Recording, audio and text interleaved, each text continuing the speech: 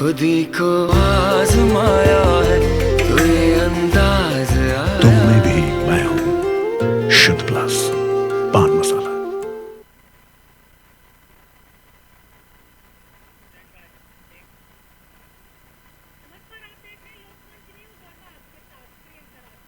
खबरों की शुरुआत करेंगे और सबसे पहले बात करेंगे बलिया की।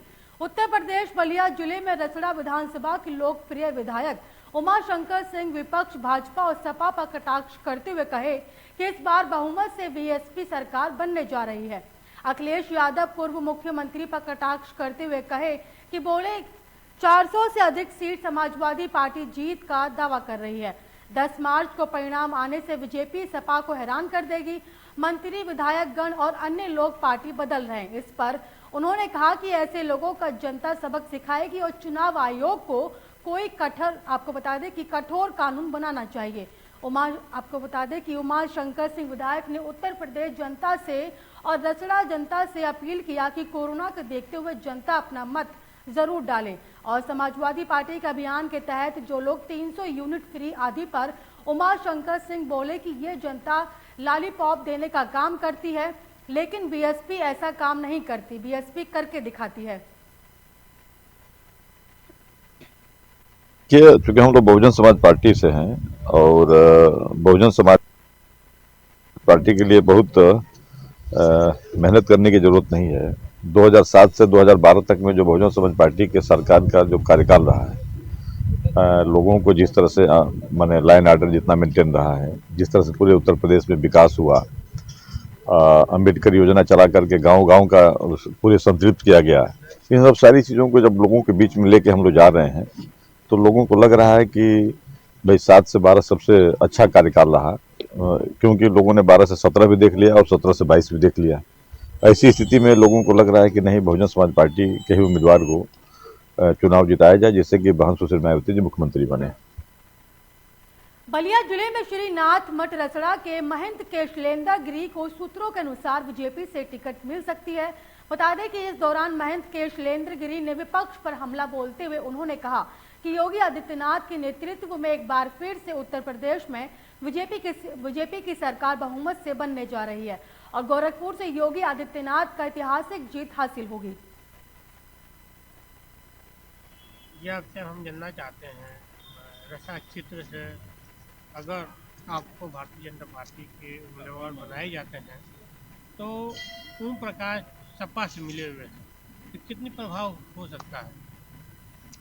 देखिए, यहाँ भाजपा का कमल का फूल लड़ेगा। पूरा रसड़ा विधानसभा की जनता का मन है कि यहाँ रसड़ा विधानसभा में कमल का फूल खिले और उत्तर प्रदेश में पूरा योगी आदित्यनाथ जी की दोबारा सरकार 22 में बने। बिजनौर में सपा प्रत्याशी नईम उल हसन के खिलाफ ग्रामीणों ने पुतला फूंका। धामपुर विधानसभा से मूलचंद चौहान का टिकट काटकर नईम को टिकट दिया गया और जिसके बाद ग्रामीणों ने जमकर हंगामा काटा और नईम का टिकट नहीं कटने पर आत्मदाह की चेतावनी भी दी।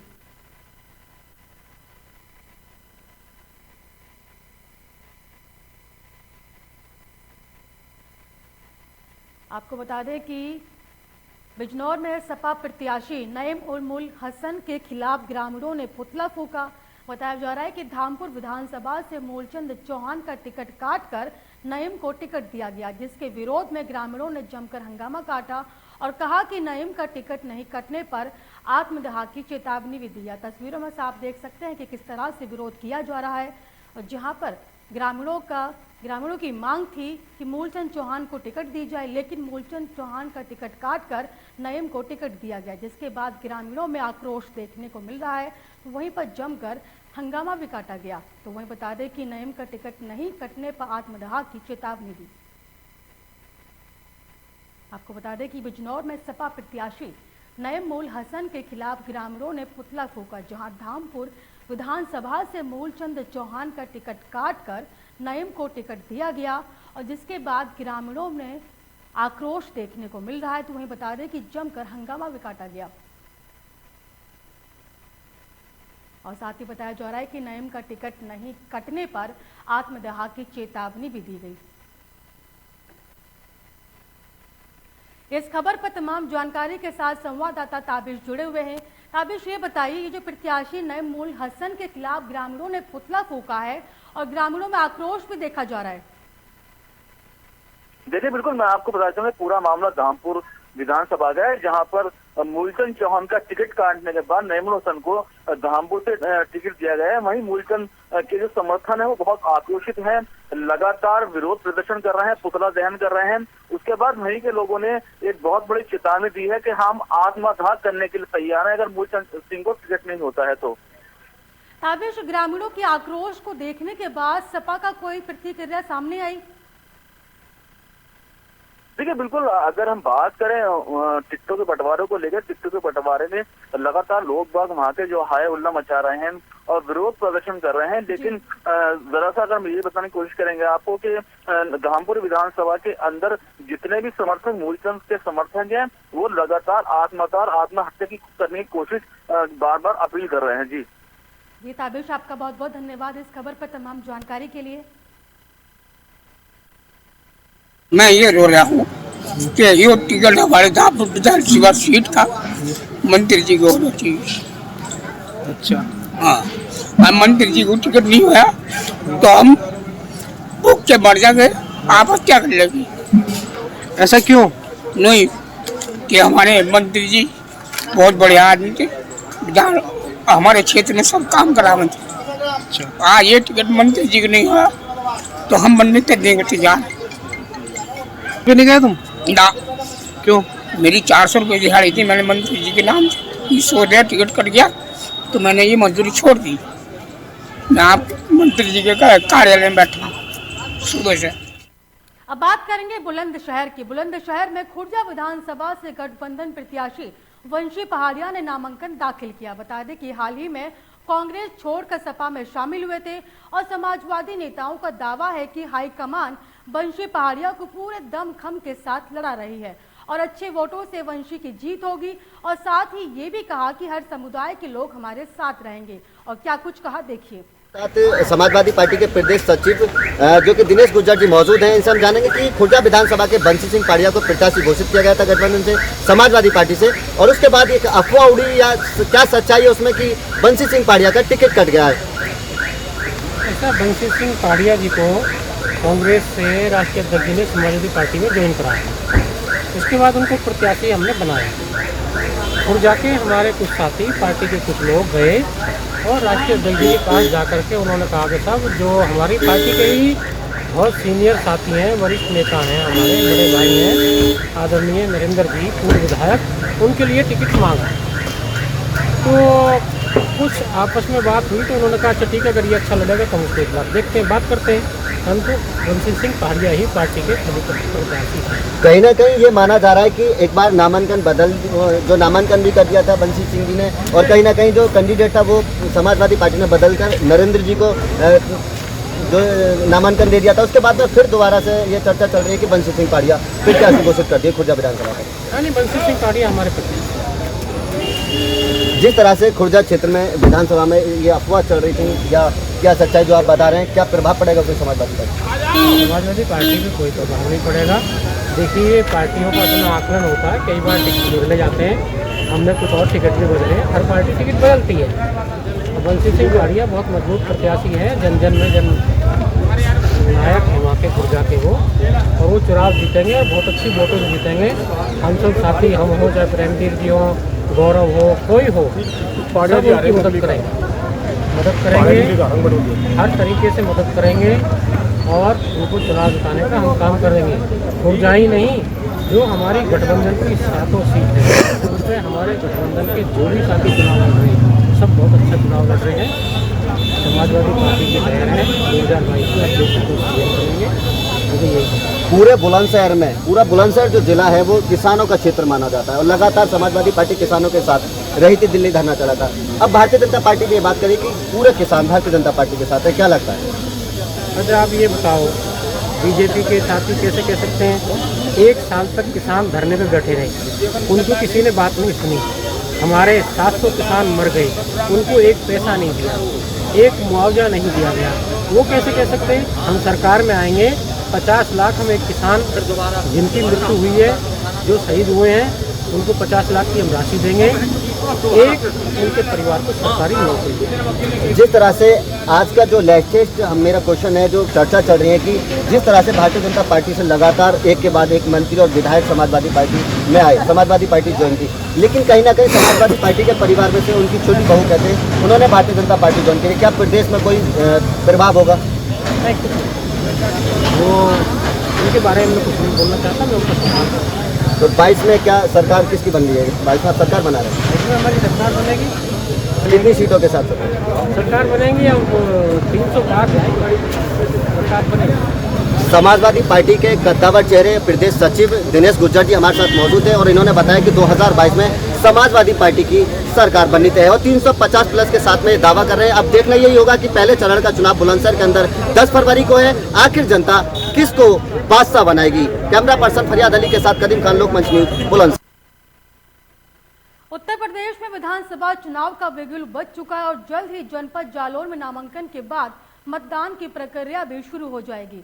फैसला वहां के रहने वाले लोग स्वतंत्र रूप से करते हैं, लेकिन अगर 2 दशक पुराना चुनावी इतिहास उठाएं तो सुनकर आप दंग रह जाएंगे कि यूपी के बुंदेलखंड का चुनाव डकैतों के खौफ के साए में ही होता है।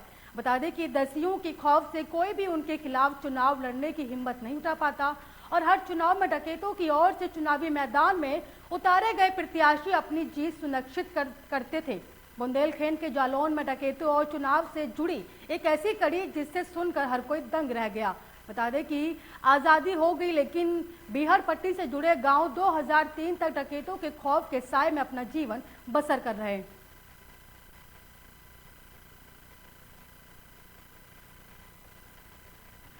इस खबर पर तमाम जानकारी के साथ संवाददाता राम जी फोन लाइन पर जुड़े हैं। राम जी, ये बताइए कि यहाँ पर बताया जा रहा है कि जालौन में यहाँ पर आज़ादी के 75 साल भी लोग जो वोट दिए जाते हैं वो डर के साए में देते हैं। हेलो राम जी, अब तक मेरी आवाज पहुँच रही है?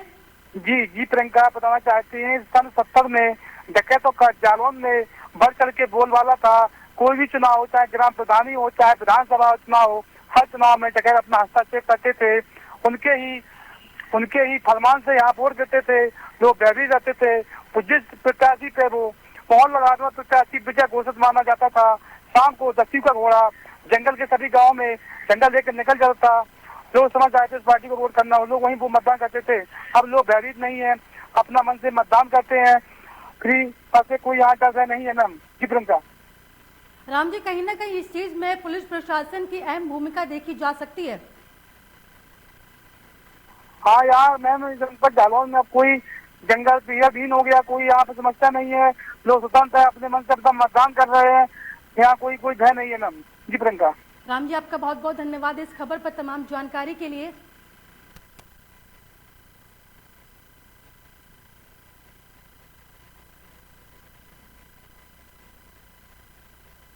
आपको बता दें कि बीहड़ों की पट्टियों से सटे कई गांव डकैतों की यातनाओं का शिकार भी होते रहे, लेकिन अब आज़ादी के बाद भी अब बिना डर के लोग वोट देते हैं।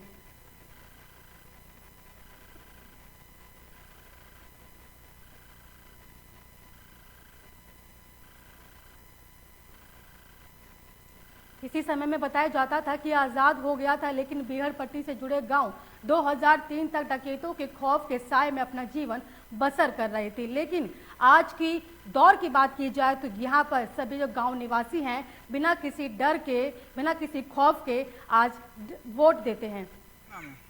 कृष्णकांत अग्नोत्री। किस गांव के निवासी हैं? रोमई मुस्तकिल देवनपुरवा। सन 70 में क्या हालात थे आपके यहाँ?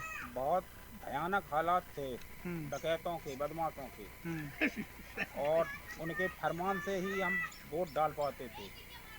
अब तो स्वतंत्र हैं। मन से मतदान करते हो? कोई दिक्कत नहीं है? कोई दिक्कत, कोई परेशानी नहीं है वोट डालने में। दादा, क्या आपका नाम है? किस गांव के निवासी है? निवासी है 70 में क्या हालात थे आपके यहाँ? हालात ये थे जो बदमाशों का क्षेत्र था यहाँ पर, उनसे हम लोग जो है भयभीत थे। वोट डालने में हमको जो है सुविधा नहीं थी, उनकी बताई से जो है वोट डालना पड़ती थी। अब हम सुनते हैं, आप यहाँ कोई समस्या कोई आता कि नहीं, वोट डालने में हमको पूरी आज़ादी है, आराम से डालते हैं। क्या नाम है? कमलेश बाबू, पूर्व प्रधान टिकरी मुस्तकिल। सर 70 में क्या हालत डकैतों की थी यहाँ पे? अरे 70 से 85 तक बहुत आतंक था यहाँ पर बदमाशों का। आप कैसे वोट डालते थे? अरे बड़ी परेशानी में वोट डालते थे, लोग जिसके कहते थे उसी में वोट डालना पड़ता था। अच्छा, अब क्या कहेंगे आप? आप कोई भयमुक्त हैं, कोई चीज़ की परेशानी नहीं। तारीख का कभी ऐलान हो चुका है। जालौन में तीसरी के तीनों विधानसभा पे 20 फरवरी को मतदान होना है। आपको जालौन के इतिहास से रूबरू कराएंगे। साथ ही सुना होगा, देखा होगा, सर 70 में डकैतों का यहाँ कहर था। डकैतों आतंक से वोट लोग डालते थे, फरमान जारी होता था। हमारे साथ मौजूद है गाँव के मुखिया मुस्लिम के रामनोद राठौर से जानेंगे क्या हालात मसला में थी। मैं रोमई मुस्लिम प्रधान फिरोज कुमार राठौर। यहाँ 70 में डकैतों का इतना कहर रहता था, आने जाने में दिक्कत रहती थी। जो लोग वो कहते थे उसी हिसाब से वोट डालते थे। आज की डेट में हमें इतना निर्भर है, बहू बेटियों को पूरी हर प्रकार की सुविधा आने जाने की, वोट डालने की, कोई किसी प्रकार किसी का दबाव नहीं, किसी प्रकार का वो नहीं है। हमें हर तरीके की सुचारू रूप से सुविधा है, उसमें इसी प्रकार से बड़ा सहयोग है सबका। और जो चुनाव बिगुल बच चुका है उसके बारे में सब बढ़िया सरकार है, उसका सब लोग जनता चाहती भी है, बढ़िया मजबूती सरकार। ये ग्राम पंचायत हो उसके रामनोद राठौर कहना है 70 में डकैतों का कहर था, फरमान मानना पड़ता था। हम लोग उसको वोट देते थे। आज हम लोग स्वतंत्र हैं, अपने मन से वोट डाल रहे हैं, न कोई भय है न कुछ चीज़ है। रामजी व्यास, लोकपाल न्यूज, जालौन।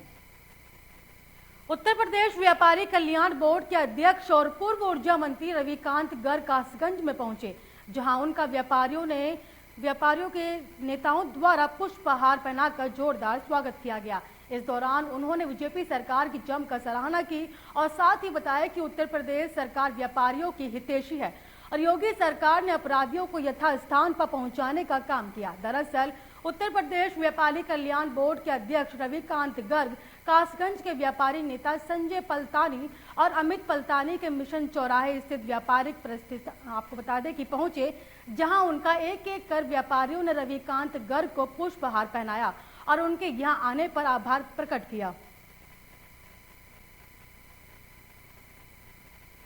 उसको लेकर आपके द्वारा क्या कदम उठाया जाएगा, किस तरह से वो सभी के संज्ञान में है और उसके पीछे सरकार की पूरी मशीनरी लगी हुई है। वो डार्क मर्डर है, परंतु किसी भी अपराधी को बख्शा नहीं जाएगा, इस बात का सरकार का प्रण है। और प्रशासनिक व्यवस्था को सुदृढ़ करने के लिए, चुस्त दुरुस्त करने के लिए अनेक उपाय किए गए हैं। और उसी क्रम में मैं बता रहा था कि अपराधी किसी भी जाति का हो, किसी भी वर्ग का हो, किसी के द्वारा संरक्षण प्राप्त हो, अपराधी अपराधी है और उसको अपराधी को उसके यथास्थान पहुंचाने के लिए जो कार्य योगी आदित्यनाथ जी ने मुख्यमंत्री के रूप में किया है वह अतुलनीय है।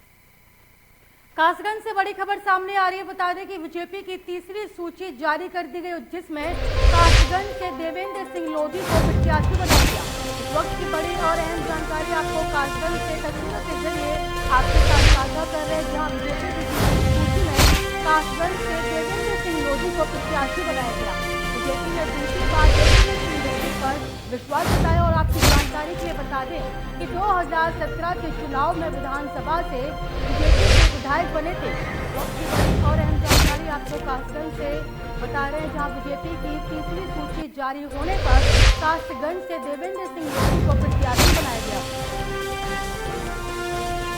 इस खबर पर तमाम जानकारी के साथ संवाददाता जुम्मन कुरैशी फोन लाइन पर जुड़े हैं। जुम्मन कुरैशी, ये बताइए कि बीजेपी की तीसरी सूची में कासगंज से देवेंद्र सिंह लोधी को प्रत्याशी बनाया गया है। जुम्मन, आप तक मेरी आवाज पहुंच रही है?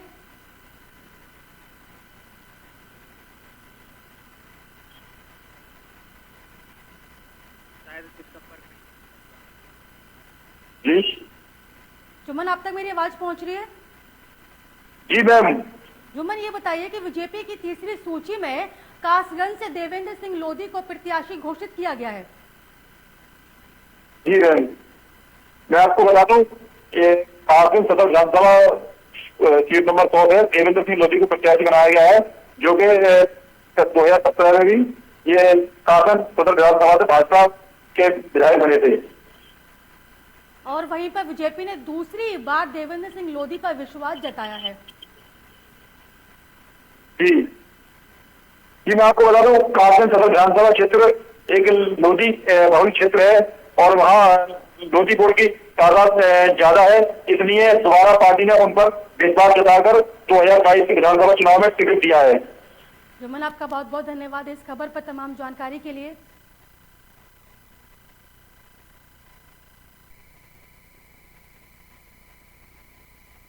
मुजफ्फरनगर की चरथावल विधानसभा सीट से आजाद समाज पार्टी ने अपने प्रत्याशी तरुण सिंह नाम का घोषित किया है।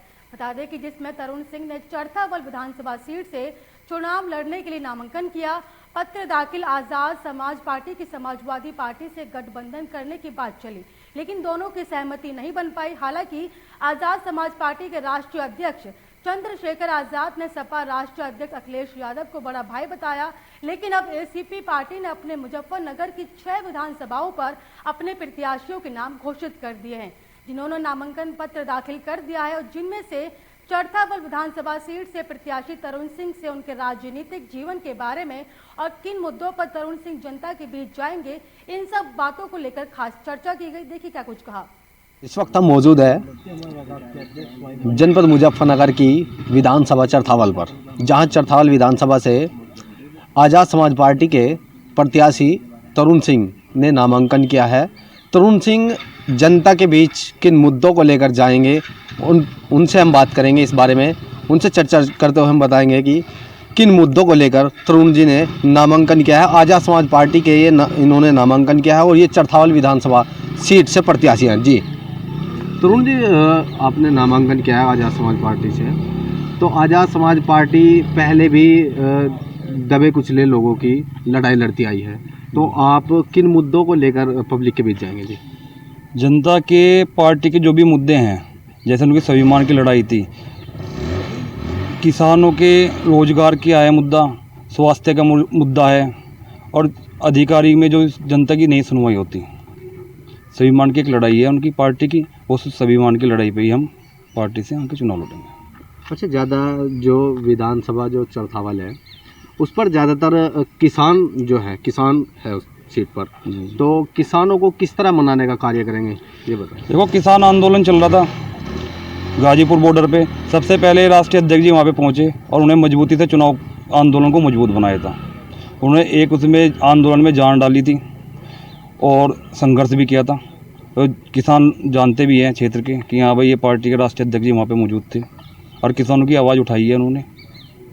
जो बिल का आंदोलन था उन्हें भी पता है, जनता को पता है इस चीज़ का। तो थोड़ा सा अपने बारे में बताएं कि आपका जो राजनीतिक कैरियर है वो कब से स्टार्ट हुआ, कैसे आप राजनीति में आए? मेरा 2017 से हुआ था अपना दल जिला अध्यक्ष हुआ से, और मैं अब तक इसमें दिसंबर तक जिला अध्यक्ष हुआ रहा हूँ 4 साल। अब मैंने असपा ज्वाइन की है, भीम आर्मी, आज़ाद समाज पार्टी ज्वाइन की है और मुझे भैया ने मौका दिया है, विश्वास करके दिया है, तो मैं उनका विश्वास कायम रखूँगा और बहुत ही मजबूत से चुनाव लड़ूंगा क्षेत्र में। अच्छा, जैसे आप चरथावल विधानसभा से विधायक हो जाएंगे, तो विधायक बनने के बाद में जो चरथावल विधानसभा सीट पर आपके क्या क्या विकास कार्य रहेंगे इसके बारे में? मैंने अभी बताया था, विकास कार्य तो जो निधि आती है विधानसभा की पूरी वो दी जाएगी, लोगों की समस्याओं को निपटाया जाएगा, जो भी जनता उम्मीद रखेगी उससे ज़्यादा ही ऊपर उभरेंगे। अच्छा, कुछ प्रत्याशी जैसे बाहर के भी प्रत्याशी चुनाव लड़ रहे हैं और आप तो मेरे ख्याल से मीरापुर ये चरथावल विधानसभा के आवासी हैं, क्षेत्र के ही हैं, तो इस पर क्या कहना चाहेंगे? क्या जनता से क्या अपील है आपकी? मेरी जनता से ये अपील है कि मैं उनके बीच का हूँ, चरथावल विधानसभा में मेरा गाँव आता है, तो जनता मुझ पर विश्वास ज़्यादा करेगी कि हमारे बीच का है, कोई बाहर की विधानसभा से मैं नहीं लड़ रहा, ये बीच में मैंने मजबूती से चुनाव लड़ा। ये थे हमारे साथ चरथावल विधानसभा के प्रत्याशी तरुण सिंह, जिनसे हमने बात की, जो चरथावल विधानसभा से आज़ाद समाज पार्टी से चुनाव लड़ रहे हैं। अंकित कुमार, मुजफ्फरनगर, लोकमंच की न्यूज़। उत्तर प्रदेश में शनिवार की सुबह से ही बारिश का असर देखने को मिल रहा है। शनिवार की देर रात से शुरू हुई बारिश ने आम लोगों के लिए परेशानी खड़ी कर दी है। पिछले 2 सप्ताह में बारिश लगातार दूसरी बार लौट कर आई। लोग इसे बारिश का वीकेंड लॉकडाउन भी कह रहे हैं। बारिश के कारण लोगों का घरों से बाहर निकलना मुश्किल हो गया है। तो वहीं आपको बता दें कि उत्तर भारत समेत पंजाब, हरियाणा, दिल्ली, नोएडा समेत कई अन्य जगहों पर 3 डिग्री तक तापमान लुढ़कने की आशंका जताई जा रही है।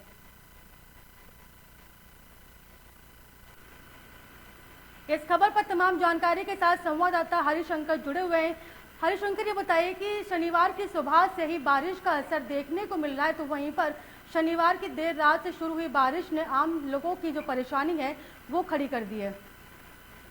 जी प्रियंका जी, बिल्कुल आपको बता दें, तापमान जो है बिल्कुल गिर चुका है एनसीआर क्षेत्र का, और इसी के मुताबिक मौसम विभाग ने अलर्ट भी जारी किया है। लगातार कई दिनों से अभी कोहरे की वजह से ठंड भी बढ़ी हुई थी, और आज जो बारिश हुई है देर रात से, बारिश के चलते ठंड और शीतलहर की जो कहर है वो काफी ज्यादा बढ़ चुकी है। इसी के मुताबिक दिल्ली एनसीआर के अलावा अन्य राज्यों में भी तापमान गिर चुका है और आने वाले 10 दिनों में बारिश होने की काफी आशंका है। इसके चलते आप देख सकते हैं कि कई जगह काले बादल छाए हुए हैं, और उसके साथ ही शीतलहर इतनी प्रभावी रहेगी कि आने वाले समय में लोगों को ओमिक्रॉन से तो जूझना ही पड़ रहा है, साथ ही साथ अन्य बीमारियों से भी जूझना पड़ेगा। फिलहाल देखना ये होगा कि कब तक सूर्य की किरणें पड़ती हैं और कब राहत मिलती है। जी हरिशंकर, इस बारिश को कहीं ना कहीं लोग इसे बारिश का वीकेंड लॉकडाउन भी कह रहे हैं।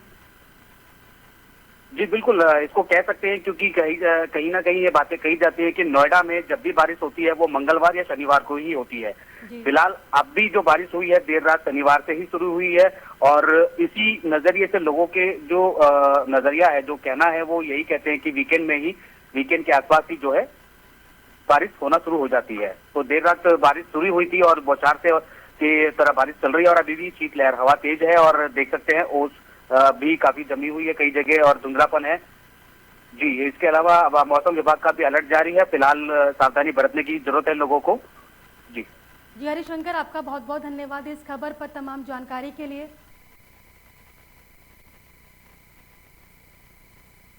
संभल में राजनीतिक क्षेत्र से जुड़े लोग हर रोज कोरोना गाइडलाइन और आदर्श आचार संहिता का उल्लंघन कर रहे हैं। नामांकन से पूर्व चुनावी दफ्तर के उद्घाटन मौके से फिर से इस तरह की तस्वीरें सामने आई। सैकड़ों की भीड़ सोशल डिस्टेंस खत्म करते हुए और चेहरे से मास्क की आपको बता दें कि दिखाई नहीं दे। तो वहीं पे ताजा मामला संभल विधानसभा के बीजेपी प्रत्याशी राजेश सिंघल के चुनाव दफ्तर के उद्घाटन के मौके पर देखने को मिला, जहां फीता काटकर ऑफिस का उद्घाटन किया गया और सैकड़ों की भीड़ अपने चहेते नेता के प्रोग्राम में जुड़ी। आयोजक हो या आपको बता दें कि आयोजक हो या फिर सभी कोरोना गाइडलाइन और आदर्श आचार संहिता को भूल गए। और वहीं बताया जा रहा है कि 21 जनवरी से आज जिले में नामांकन शुरू हुआ, मगर इससे पहले 20 जनवरी तक कोरोना गाइडलाइन और आदर्श आचार संहिता उल्लंघन के जिले में 6 केस दर्ज हुए हो चुके हैं। बावजूद लोग मानने को तैयार नहीं है। संभल की जो मूलभूत समस्या है, जो जनता की समस्या है, उन समस्याओं का समाधान करने का पूरा प्रयास किया जाएगा। जिस प्रकार से यहाँ पर रोडवेज का बस अड्डा नहीं है, यहाँ पर शिक्षा के क्षेत्र में कमी है, यहाँ पर मेडिकल क्षेत्र में कमी है, उन सारी कमियों को दूर करने का पूरा प्रयास किया जाएगा। उत्तर प्रदेश के अंदर, जैसे कि आप सब लोग देख रहे हैं इलेक्ट्रॉनिक मीडिया के माध्यम से, प्रिंट मीडिया के माध्यम से, यहाँ पर उत्तर प्रदेश के अंदर पुनः योगी जी की सरकार 305 सीटें लेकर हम पुनः मुख्यमंत्री के रूप में आ रहे हैं। निश्चित रूप से यहाँ की जनता का आशीर्वाद मुझे मिला और मैं विधायक बना, तो निश्चित रूप से इस संभल क्षेत्र का विकास करूंगा। संभल के क्या मुद्दे हैं, मुख्य मुद्दे क्या हैं? यहाँ पर शिक्षा नहीं, शिक्षा की कमी है, चिकित्सा के क्षेत्र में हॉस्पिटल की कमी है, यहाँ पर जो है रोडवेज का बस अड्डा नहीं है, यहाँ पर हमारे नौजवान बेरोजगार हैं, उन सबकी समस्याओं का समाधान करने का पूरा प्रयास। पदार्थों की रोकथाम और मादक पदार्थ तस्करों की गिरफ्तारी के लिए अभियान चलाए जा रहे हैं। मुखबिर की सूचना पर समय ककरा खुर्द पुरानी रेलवे लाइन के पास स्थित पार्क से 2 अभियुक्तों को 1 किलो 5 ग्राम डोडा पोस्त और छोटी बड़ी पुड़ियों में 300 ग्राम गांजे के साथ गिरफ्तार किया।